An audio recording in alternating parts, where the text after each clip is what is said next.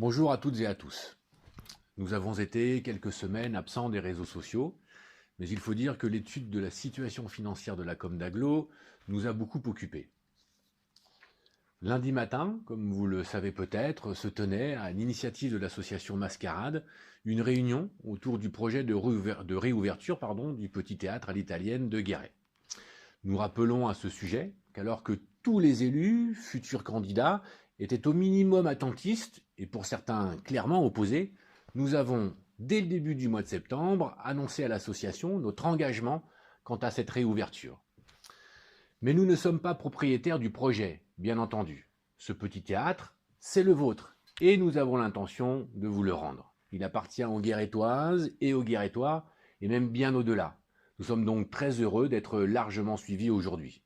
Et chacun pourra d'ailleurs remercier l'association Mascarade pour tout le travail accompli.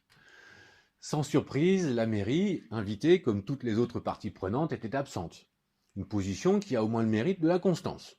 Nous sommes en désaccord sur ce dossier, mais il n'y a pas lieu à quelque polémique que ce soit. Il n'en va pas de même pour la liste Guéret 2020, dont la position et l'attitude nous étonnent pour le moins. M. Correa était au conseil régional ce matin-là. Cumul des mandats et des indemnités obligées. Il avait donc une excuse toute trouvée. Ceci étant, nous ferons remarquer que souvent, à vouloir tout faire, on ne fait rien de bien. Voilà pourquoi nous sommes opposés au cumul des mandats, une position que ni M. Correa ni Mme Bonin n'ont prise pour le moment.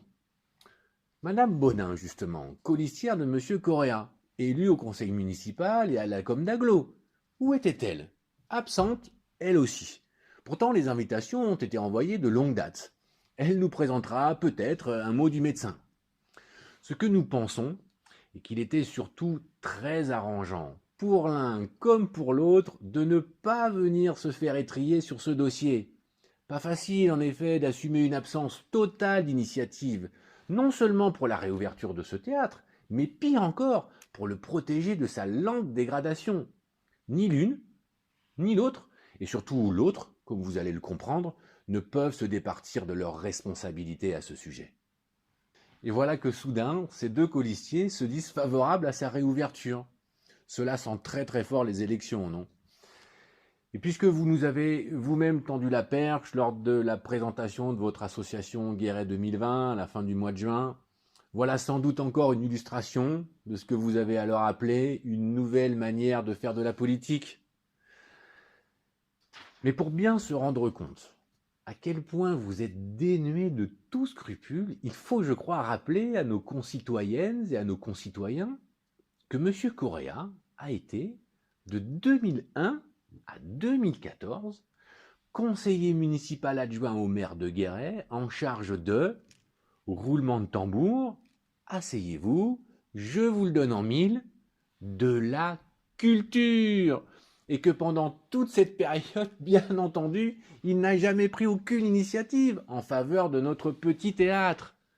Franchement, une telle hypocrisie, des postures purement politiciennes aussi éhontées, c'est à la fois à mourir de rire et à se remplir d'agacement. Chacun peut aisément se douter de la volée de bois vert qui vous attendait lors de cette réunion et comprendra ainsi un peu mieux votre absence. Décidément, votre bilan est bien difficile à assumer. Et on comprend qu'après nous avoir répondu fin juin, ne vous inquiétez pas, le temps du bilan viendra.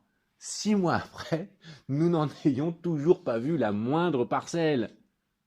D'ailleurs, mais nous en reparlerons, vous êtes, je crois, aussi bien engagé pour dissimuler le bilan financier de la com d'Aglo. Vous qui nous écoutez, vous êtes prévenus. Et merci de faire passer. Après avoir mis la com d'Aglo sur la paille, son président veut mettre ses compétences au service de Guéret. La note est déjà bien salée. Mais figurez-vous qu'elle n'est pas encore totalement réglée, parce que vous avez poussé le bouchon un peu plus loin encore, et permettez-nous de vous dire là que vous avez touché le fond de l'indignité. Vous vous défilez, soit. Mais pour faire passer votre point de vue sur le petit théâtre, vous auriez pu simplement adresser un avis écrit à l'association qui nous l'aurait fait connaître. Mais non.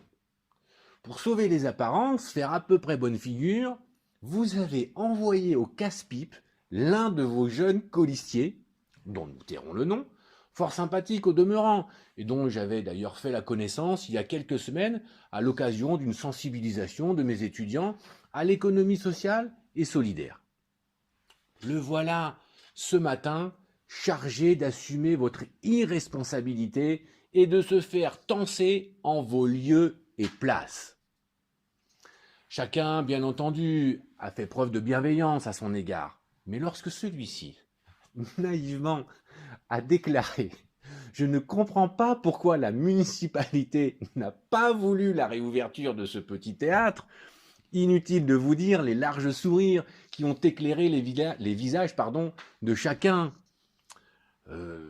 Comment vous dire, monsieur, le plus simple serait de demander à madame Bonin et monsieur Correa, qui font de très longue date partie de la majorité municipale, avec les responsabilités que nous avons rappelées.